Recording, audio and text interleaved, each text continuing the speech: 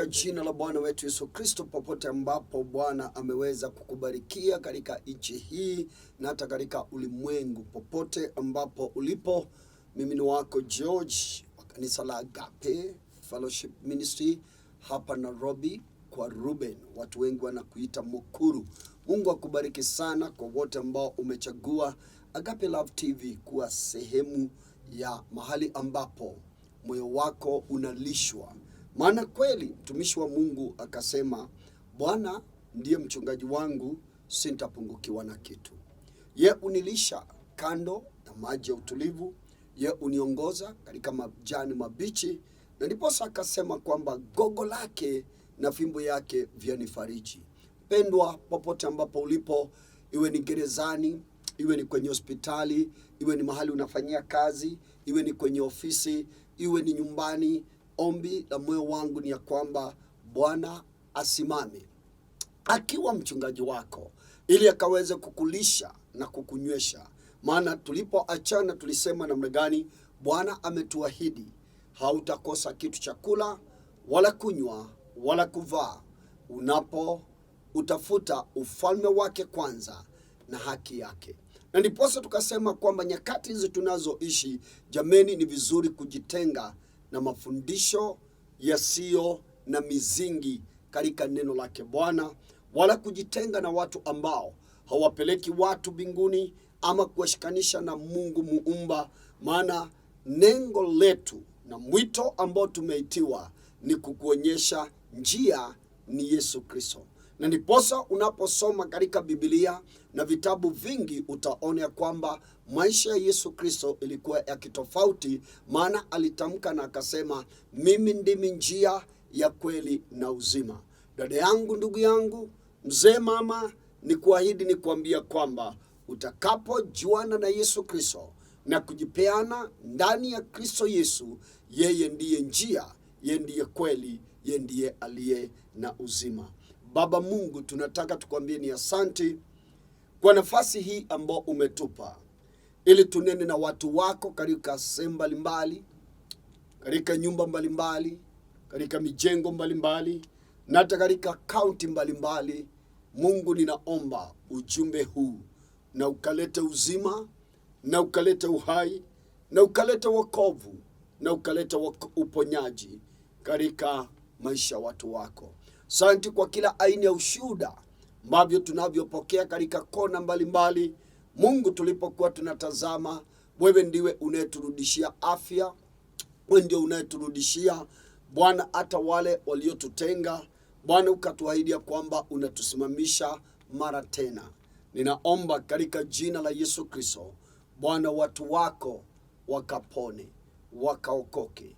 Watu wako ukawalishe, ukawanyweshe, ukawavike. Zaidi Bwana, ukawakomboe kutokana na kila mafungo. Wewe unalituma neno lako linaponya, na unalituma neno lako linakomboa watu katika maangamizo yao. Tumekufanya wewe kuwa kimbilio letu na hata msaada wetu. Na niposa nainua nchi ya Kenya mwezi huu, tunaukabidhi wakati ambapo Bwana wengi wana shauku na tamaa juu ya watoto wao kwenda college, kwenda university, kwenda pia secondary, kwenda hata pia kuanza na wengine Bwana kuendelea. Mungu, ninaomba Bwana achilia baraka za makazi, baraka za biashara na hata baraka za ufanisi, rejesha katika nchi hii. Kwa jina lako Yesu Kristo, tuwezi sahau kuiombea serikali ambayo inaotutawala, inaongozwa na Rais William Samoei Ruto. Tunaitakazisha mbele zako, tukiitisha hekima, maarifa na hata kibali mbele zako na hata mbele za wanadamu, ili Bwana nchi hii Bwana ukawe na ulinzi katika kona zote na katika mipaka yote.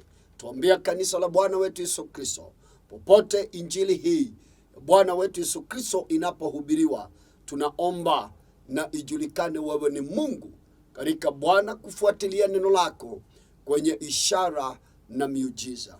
Kwa jina lako Kristo twaomba hata na kuamini. Amen and amen. Pendwa, pengine ni mara yako ya kwanza, pengine hujawahi kuwa pamoja nasi katika Agape Love TV. Bwana ameweza kutubariki na kuja katika platform hii ili tukaweze kukufikia popote ambapo ulipo. Na kwa hivyo kwanza ni kurudisha shukurani kwa kukubali kuchagua Agape Love TV kuwa mahali ambapo unakula neno. Maana Yesu akatamka na akasema mwanadamu hataishi tu kwa mwanadamu hataishi tu kwa mkate, bali ataishi kwa kila neno linalotoka katika kinywa chake Mwenyezi Mungu. Kwa hivyo siku zote utakapokaa kwenye Agape, basi kuna sifa kama zile umetoka kufurahia. Utakuta kwamba kuna neno na hata pia watumishi wa Bwana ambao Mungu amewainua, wanaoleta ujumbe bila majadiliano, ujumbe bila kutwist ama kudilute ama kuliweka vile wanavyotaka, lakini kulileta neno kama vile Bwana amewapatia wanene. Naomba uzidi kuombea, wanapozidi nawe kukuombea. Na wewe pengine uko pale na una moyo wa kumtumikia Bwana na ungelipenda kushiriki ama kuwa katika Agape, mlango umefunguliwa. Naweza andika hizo namba, piga hizo namba, na unaweza kuwa wewe ni sehemu ya baraka katika nchi hii na hata katika ulimwengu mzima kupitia Agape Love TV. Asante, Mungu akubariki. Ujumbe ambao tunaendelea nao, nafikiri umekuwa ukiandika, ni kuhusu the year of restoration and the year of abundance. Na nitazidi tu kuemphasize the year of abundance. Na tukaona for you to live a prosperous life and successful life, yani maisha uliyefanikiwa, maisha ambao unaestawi. Tunapoongea atuongei tu ile injili ya prosperity, lakini tunaongea injili ambao iko packed, yani ushamjua Mungu. Maana Biblia inasema hao wamjua Mungu wao. Katika kitabu cha Danieli 11:32 inasema hao wamjua Mungu wao watakuwa hodari, watatenda mambo makuu. Hao wamjua Mungu wao, hao ndio wanayejua vile neno linavyosema, na wanakaa wakilitafakari, wanakaa wakilirudia. Tunaposema kwa kizungu, they meditate the word of God day and night. Na ndiposa Joshua akaambiwa, for you to prosper and for you to enjoy great success, akaambiwa, and this word of the law shall not depart out of your mouth. Meditate it day and night, that you may prosper and also you're gonna enjoy the success. So ili Bwana akufanikishe katika mwaka huu, lazima tuokoke roho zetu, lazima tuokoke katika mawazo yetu, lazima tuokoke katika kuona kwetu, lazima tuokoke katika kuguza kwetu, na hata pia kutembea kwetu na kunena kwetu. Kuna watu wako na mazoea, yani kila wakati anaongea ni kubaya, ni kuzito, si kuzuri. Hiyo sio sauti, hiyo sio maneno ya mtu ambao anaitanishwa na jina la Bwana. Na niposa nitakukumbusha kwamba wakati ambapo wana wa Israeli walikuwa Misri, ili wakaweze kuingia katika nchi iliyo na utele, ili wakaweze kuingia nchi iliyo na kurejeshewa afya zao, maandiko inasema Musa aliwatafuta watu 12 wanao represent every tribe ambao ilikuwa katika nyumba ya Israeli. Na Biblia inasema walipoenda walikuta kweli nchi ya Kanani ni nchi ambayo imejawa na maziwa na asali, nchi ambayo iko na maji masafi, nchi ambayo iko na matunda ya kila aina. Lakini walipokuwa wanarudi, kuna wengi walifocus tu mawazo yao katika jambo fulani waliloliona. Unaposoma hilo neno utalikuta pale linasema waliporudi kuwafikishia watu habari njema, badala waliwaambia kweli tuna ushuhuda, zabibu ndio hizi. Kweli walionekana hata nao pia kwa hizo siku chache wamekuwa hawako Misri, maisha imebadilika. Lakini waliporudi pale wakawaambia watu wakiwa kwenye jangwa, jameni, nchi ni nzuri, nchi iko na baraka, Nchi kweli ina rutuba, yani the land is so fertile. Kama wale ambao mnapenda kulima, yani kama wale ambao wanapenda zile picnic, wakasema the land is good, lakini wakaanza kulia. Baada ya dakika chache watu wakashangaa, mbona hawa watu wanaume yani 10 wanalia? Wakawauliza ni nini mbaya? Wakasema surely the land is fertile, the land, the blessings are there, the fruit we have brought for you for a testimony. Lakini wakaanza kusema namna gani? Ya kwamba when we compare ourselves with the people who live in that land, we look like grasshopper, but for them they are giant. How am I going to take away the giant from that land? Lakini Biblia inasema Joshua and Caleb, they had another spirit. Walikuwa na roho ingine. Na ninaona Caleb akisimama akisema, ndugu zangu tusikizeni.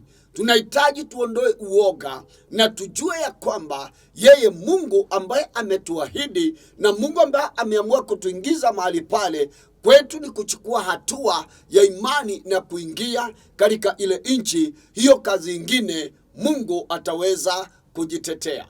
Kwa hivyo nataka niwaambie namna gani, jameni, usisikilize mahubiri iliyo na mambo mengi ya kutisha, mahubiri iliyo na mambo mengi ya kufinyilia. Nataka nikuambia kwamba kile unachotaka ni neno tu linaloleta uzima katika maisha yako. Na ndiposa tukaona katika kitabu cha Joel chapter 2 and verse 25 akasemaje, so I will restore unto you the years that the swarms locust has eaten, the crawling locust, the consuming locust, and the chewing locust, my great army which I have set among you. You shall eat in plenty and satisfied, and praise the name of the Lord your God. Kwa nini Bwana anataka kurestore back baraka zako? Kwa nini Bwana anataka kupatia in abundance? The point and the purpose is in verse 25, that you shall eat in plenty and be satisfied. Ya kwamba utakula na utatosheleka, nawe utamtukuza Bwana, utalitukuza jina la Bwana Mungu wako. That's why afya yako itarejeshwa. That's why watoto wako utaona wakiinuka. That's why mume wako utaona akirejea. Haijalishi ni nini kimekuwa kinatendeka. Wale Biblia imetuambia wale ambao miaka yao imeliwa na palare, wale ambao miaka imeliwa na tunutu, wale ambao miaka imeliwa na madumadu, wale ambao miaka imeliwa na zige, Bwana Mungu wa majeshi anasema na jeshi kubwa ambapo limekuvamia, yani ukajikuta hauna. Bwana anasema mwaka huu wa 2023, huu ni mwaka wako wa kurejeshewa na kuenjoy utele. So utakula na utashiba, maana Bwana anasema yeye ndiye anaye kurejeshea baraka zako. Anasema mstari huo wa 26 anasema, who has dealt wondrously with you, and my people shall never be put to shame. Mungu kama kuna kitu anatamka mwaka huu, anasema ile aibu umeiona 2019, 2020, 2021, 2022, na hiyo miaka ambayo umepatana na aibu, pengine ya kuwa hakuna kibarua, pengine ulionekana ukiomba msaada, pengine ulionekana unakopa, pengine ulionekana ukiwa uchi, pengine ulionekana afya sio nzuri, pengine ulionekana nyumba unashindwa na kulipa, pengine ulionekana hauwezi jenga ama ulikuwa unajenga na ikakoma. Bwana anasema mwaka huu, Bwana anakuahidi, anasema and my people shall never be put to shame. Yani hautaaibika tena, aibu atakuondolea. Machozi ambayo umelia atavuta. Yeye nakwambia safari umeenda kwa miguu, Bwana atakulipa. Maana nasema 27, then you shall know that I am in the midst of Israel, and I am the Lord your God, and there is no other. My people shall never be put to shame. Ya pili anarudia.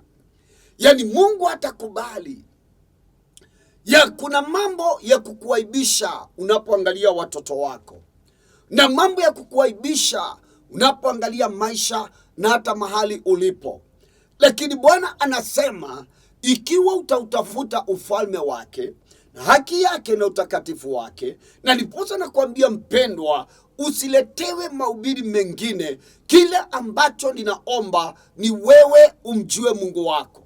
Ya pili, ulijue neno linasemaje. Neno likasema ya kwamba tunakosea kwa sababu hatujui maandiko. Kwa hivyo jua Mungu wako, jua neno lake, kisha uweze kuondoa uoga katika maisha na uweze kutembea kulingana na neno lake Bwana. Hapo ndipo anasema, then you shall know that I am in the midst of Israel.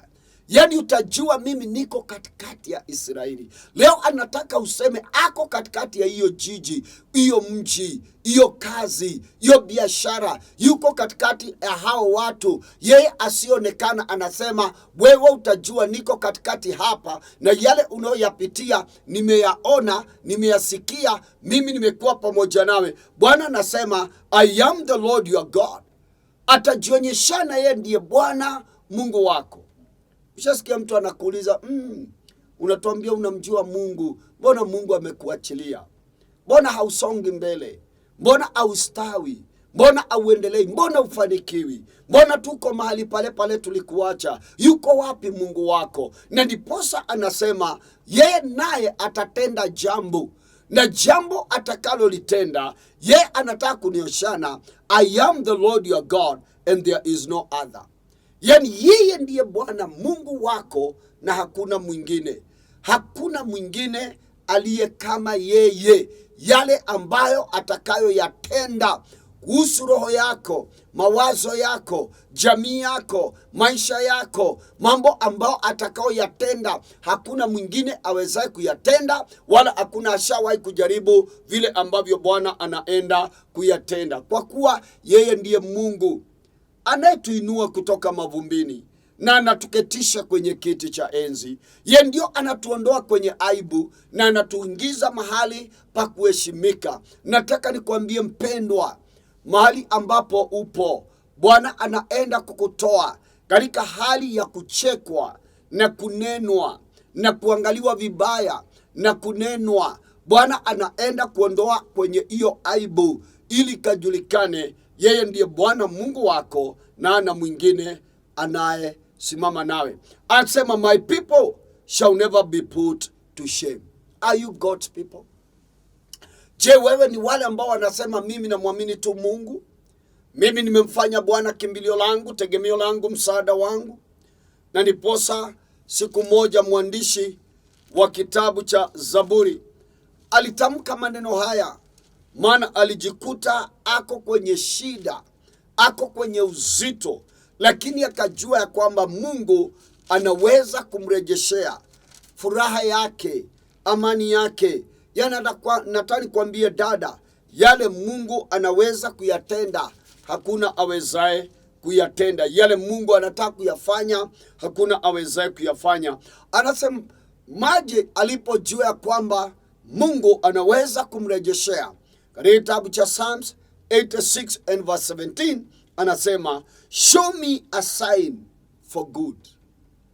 Nionyeshe ishara ya wema. Najua pengine uko pale, kuna situation ambao umekuwa nayo, si mwaka mmoja, si miaka mbili, si mwaka tatu. Mwandishi wa Zaburi akafika mahali ujumbe kama huu wa urejesho, ujumbe kama huu wa kupewa, kurejeshewa utele ukamwingia, naye akapata nafasi ya kunena na Mungu. Akasema, show me a sign for good, that those who hate me may see it and be ashamed. Yet tumeambiwa, them that trust in God, they shall never be put in shame. Lakini hata nikwambie, Mungu atafanya jambo, na lile jambo atakalolifanya, wanaokuchukia wakifikiria utaibika, hao ndio watakayeaibika. Na ndiposa mwandishi wa Zaburi anasema, show me a sign of good, that those who hate me may see it and be ashamed, because you, Lord, have helped me and comforted me. Maana wewe Mungu umenisaidia, na zaidi ya kunisaidia umenifariji. Nataka nikuambie mama, kunaye Mungu ajuaye kufariji. Mungu anainua mmoja kati ya nyumba yako. Mungu ananyosha, anatengeneza njia ili akuondolee aibu. Na ndiposa mwandishi wa kitabu cha Zaburi akasema, nionyeshe jambo tu lililo nzuri. Show me a good thing. Nionyeshe jambo lililo nzuri, tenda jambo lililo njema maishani mwangu, ili maadui zangu wakaone, wakapate kuaibika. Nataka nikwambie mpendwa, waliokuwa wanagojea uaibike, Bwana atatenda jambo.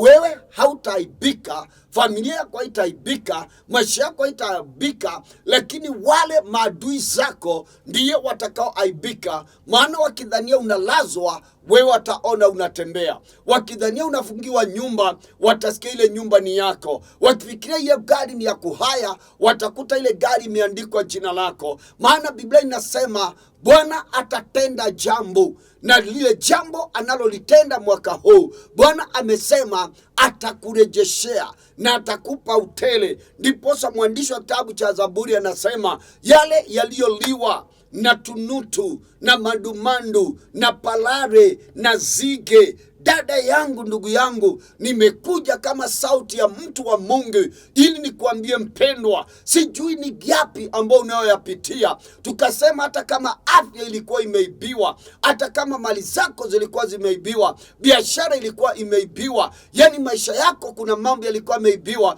Bwana anasema miaka iliyoliwa atakurejeshea. Na niposa mtumishi wa Bwana katika kitabu cha Zaburi akasema namna gani? Tenda jambo kidogo tu lililo njema Bwana, ili maadui zangu watazame na wakaone, na anapoona wakajue ya kwamba wewe Mungu umeniondolea aibu, hao wenyewe maadui zangu wakapate kuaibika. Pendwa, ni wewe kusimama na kusema, Mungu ninayemwamini, kama vile Meshach, Shadrach na Abednego walifika mahali wakamwambia namna gani? Walimwambia mfalme Nebukadneza, jameni, hata kama tutaangamia, lakini kuinamia miungu wala sanamu wala nguvu zako sisi hatutazinamia. Maana Biblia imetuahidi tusije tukawa na Mungu mwingine ila Mungu wa Ibrahimu, Isaka na Yakobo, yeye anayetenda mambo. Na kuambia mama, ondokea miungu. Na kuambia mzee,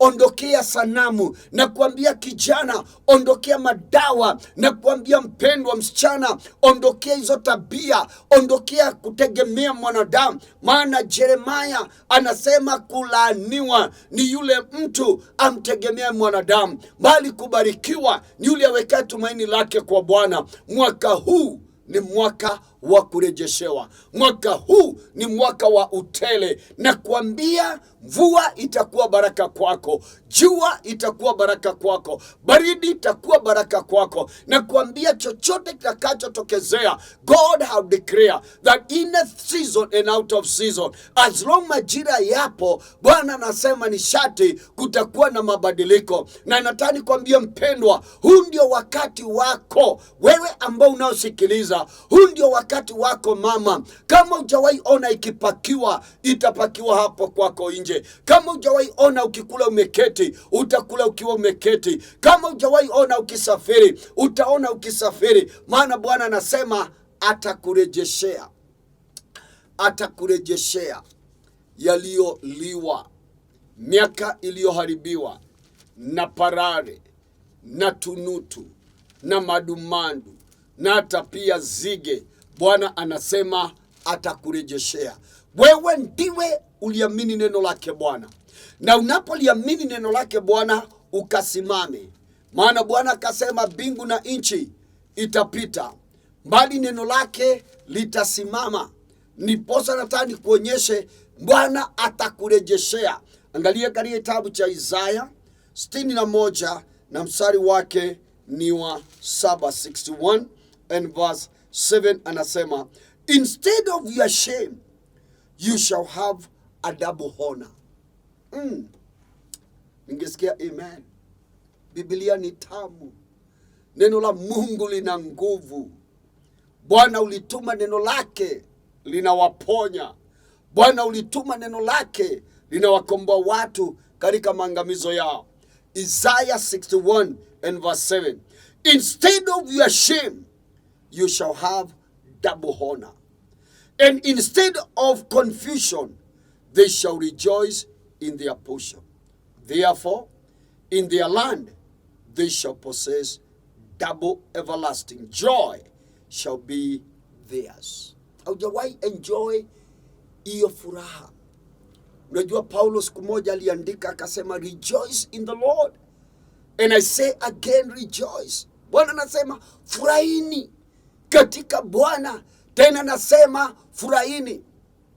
Lakini kwa nini unaanza kufurahi? Isaiah 61 na mstari wa 7 inasema, badala ya aibu utaona heshima tele. Instead of your shame you shall have double honor. How I pray, ndio inaitwa restoration and the abundance. Yani Bwana anasema utele na urejesho. Maana anasema badala ya aibu, yani watoto watazalia kwa boma, harusi kubwa inakuja. Badala ya watoto kuvutwa, promotion ndio utasikia imekuja. Badala ya watoto kufail, hapo ndipo utasikia hao wako ndio wanayeongoza. Maana Bwana Mungu wa Israeli, Baba wa Bwana wetu Yesu Kristo, ndio anasema ya kwamba instead of your shame you shall have a double honor, and instead of your confusion they shall rejoice in their portion. You know, sometimes unakuta kwenye ndoa ni confusion. Hauelewi huyu mwanaume, hauelewi huyu mwanamke. Yani kazini, yani ni confusion. Badala upokee vitu zako unapokea za wenyewe. Yani unakuta kwamba confusion imejaa. Lakini Bwana anasema hakuna confusion, kuchanganyikiwa tena, itakuwa ni ile portion yako. Na niposa anasema therefore in their land they shall possess double everlasting joy shall be theirs. Naomba maisha katika mwaka huu, muamini Mungu, muinamie Mungu, mwabudu Mungu. Na ndiposa kama uko unaenda katika nyumba yake, kama uko unaenda katika mahali pa kuabudia, tafuta mahali utakapoenda ili ukaweze kumtumikia Bwana. Yani ili ukaweze kumtafuta uso wake Bwana. Maana Biblia inasema nyumba yangu itaitwa nyumba ya sala, ya dua na maombi. Nyumba ya Mungu itaitwa nyumba ambao watu wanalishwa neno lake Bwana. Maana Biblia inasema ya kwamba tumtafute Bwana anapopatikana na tumuombe Bwana wakati unapostahili. Kwa hivyo nakwambia mpendwa, badala ya aibu utarejeshewa mara mbili. Badala ya kosa amani utapewa amani ya milele. Na badala ya kuchanganyikiwa wewe utapewa nini? Sehemu yako. Kwa hivyo nataka kusema namna gani?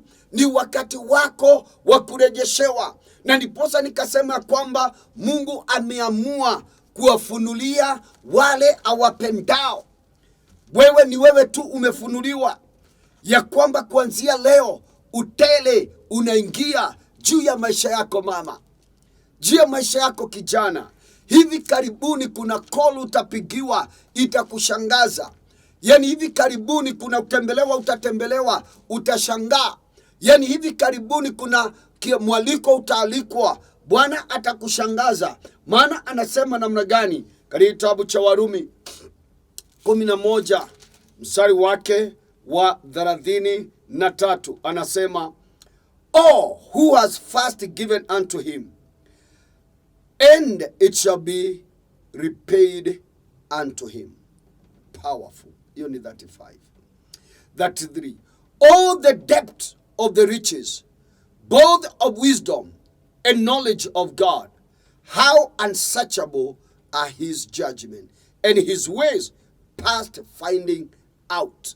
So ni nini Bwana anakupa ili ukaweza kurejeshewa mali zako na utele wa kuishi? Sema, oh, the depth of the riches, both in wisdom, knowledge of God, and unsearchable are his judgment.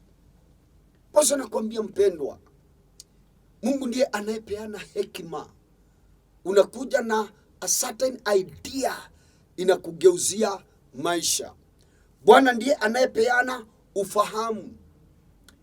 Posa Biblia inatuambia Hosea 4:6, my people perish for the lack of knowledge. Lakini hapa Bwana anasema he will restore knowledge, he will restore wisdom, he will restore what we call the unsearchable things, unsearchable judgment. Yani Bwana kuna mambo atatenda, hakuna atakayeweza kuelezea. Vile binti wako ameinuka, vile kijana wako ameinuka, vile mume wako ameinuka, vile wewe mwenyewe umeanza kustawi na kuendelea. Hapo ndipo utaambiwa wewe utafanyika kama mti uliyepandwa kando ya mto, unaopata majani mabichi na unaozaa kwa wakati unaofaa.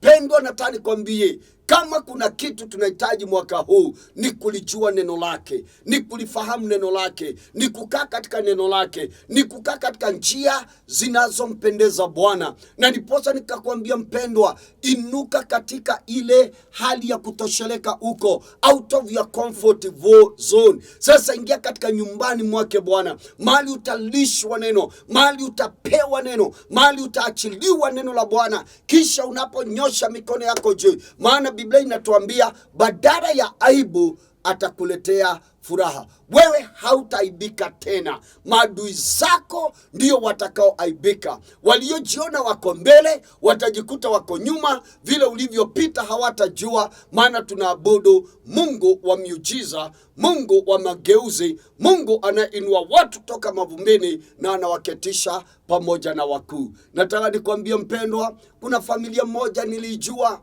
Yule mama alizaa, watu wakaona ni kama hakuna matumaini, watu wakata wanampelekea mahindi, lakini macho yangu iliona baada ya kuingia katika nyumbani mwa Bwana, wakawa na ile hali ya kumwabudu Mungu kwao. Wakawa na kijana mmoja kati ya hiyo nyumba alikuwa analitia jina la Bwana. Leo hii hao watoto wote, hakuna anayeomba wala hakuna anayesaidiwa. Hao ndio wanaosaidia, hao ndio wanayepeana, hao ndio wanakaa vizuri, maana Mungu aliwatembelea na akawaambia, badala ya aibu mimi nitamheshimisha, badala ya kudharauliwa nyinyi mtakubalika. Yani akawatendea mambo makuu. Hao ni watu ambao nimeona. Nami nataka nikwambie mpendwa, kubali ya kwamba huu ni mwaka wako.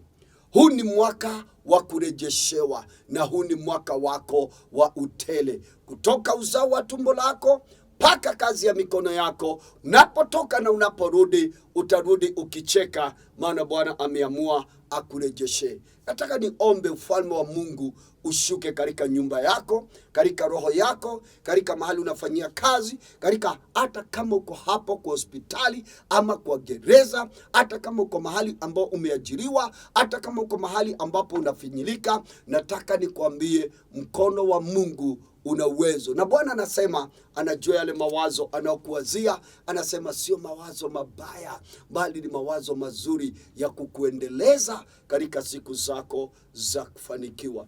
Kule roho imejeruhiwa, Mungu ataiponya. Kule mawazo imechoka, Mungu atakupumzisha. Kule umeenda umekata tamaa, Mungu atakurejeshea. Hautakumbuka yale uliyekuwa na. Utakuwa unaambia watu, wanasema wacha, hiyo tu ni story unatupatia ili tucheke wala tunyamaze. Lakini wewe kumbe kuna mambo ulipitia, lakini leo hakuna mtu atayaona ni kama ulikuwa sehemu ile. Hebu niombe. Kama uko pale na hujamtambua Yesu Kristo kwa Bwana na Mwokozi, ni vizuri kujua Biblia inasema katika kitabu cha Ufunuo 3 na mstari wa 20. Yesu anasema, tazama nimesimama mlangoni mwako anabisha. Ikiwa utafungua, ye ataingia, atakula nawe, nawe utakula nawe. Utaona mageuzi ya kipekee. Yaani ulikuwa unavuta umeshindwa. Nataka tuombe pamoja. Ulikuwa umekunywa ile sio kunywa ya kawaida. Umejaribu kutoka, haiwezekani. Na kuambia kwamba kunaye neno linaloondoa kila kiu ya mambo mengine. Nataka uamini neno lake Bwana, ya kwamba amesemaje? Amesema, for us you are obedience to God, yet you have now obtained mercy through their disobedience. You know, yani tu utakapotii. Hapo ndipo tumeona mstari wa 35 na 3. Imesema ya kwamba 11:33 inasema, oh the depth of the riches, both of the wisdom and knowledge and of God. Nataka nikuombe that you may enjoy the true wisdom, knowledge and unsearchable things that God has prepared unto you. Sema nami, Bwana Yesu, nimesikia neno lako. Nimetambua mimi ni mwenye dhambi. Naomba unisamehe, unitakase. Naomba uandike jina langu kwenye kitabu cha uzima. Na kuanzia leo, naomba Bwana, tenda jambo lililo nzuri katika maisha yangu, ili Bwana maadui zangu wakiniona wakaibike. Asante kwa kuniokoa. Asante kwa kunipa neno hili. Naomba uniongoze mahali nitakapolishwa neno, bila majadiliano, bila kutoatoa, wala bila kuongeza, mbali kulipokea neno lililo na uhai, neno ambalo ni Kristo Yesu. Asante kwa kuandika jina langu kwenye kitabu cha uzima. Asante kwa kunijaza na Roho wako, nami Mungu nitakuishia. Baba, ninaomba kwa ajili ya kila mmoja ameomba ombi hili, na kila mmoja ambao alikuwa anapitia aibu, kicheko, kuchukiwa, kutengwa. Bwana, umetuambia maneno mazito ya kwamba Mungu, yale utakao yatenda mwaka huu utaturejeshea furaha yetu, afya yetu, watoto wetu, ndugu zetu, makazi zetu, biashara zetu. Bwana, umesema unatupa, unaachilia utele. Ninaomba kwa wote wamelipokea neno hili, Jehova, isiwe tu ni kusikia, mbali naomba nguvu za utendaji miujiza. Mungu, kimbadilisha msichana huyu, umuondokee kudharauliwa, umuondolee aibu. Bwana, ninaomba maisha ya huyu uyabadilishe. Asante kwa sababu huyu ndiye atakayesimama mbele za wanadamu, na atawaambia mwanadamu anaweza shindwa, lakini kunaye Jehova Elohim, Jehova Yawe, Jehova Shama, anayembadilishia mama, mzee, kijana, msichana, hata mtoto kama huyu anayelia kwa uchungu na mateso, huyu ambao ametafuta kazi, huyu ambao ndoa imekuwa na vita, huyu ambao amekuwa na maradhi na magonjwa ya aibu. Bwana, ninaomba wageukapo, wacha wasikie baada ya maombi haya. Bwana, umewaponya na umewarudishia afya zao na baraka zao. Miaka iliyoliwa naomba uirejeshe, nao wakikula na wakishiba watakuabudu, watakusifu, watakutumikia. In Jesus name, amen. Mungu akubariki sana, kutendee mema. Naomba tu uwe sehemu ya kusema mimi ni sehemu ya Agape, na neno ambalo naloletwa na Bishop George. Msaada wako, maombi yako, sisi tunakuombea, sisi tunakutakia, tunakuletea ujumbe. Nawe unapobarikiwa ukakumbuke kuna kazi inafanyika. Asante kwa wale ambao wamekuwa kisimama pamoja nasi. Mimi nataka kukuacha mikononi mwake Jehova Mungu, nikuambie Bwana akunyeshe mvua ya masika, akuangazie jua ya amani, na kisha akuongoze unapotoka na unaporudi. The protection of God iwe pamoja nawe sasa na hata milele. Bye bye.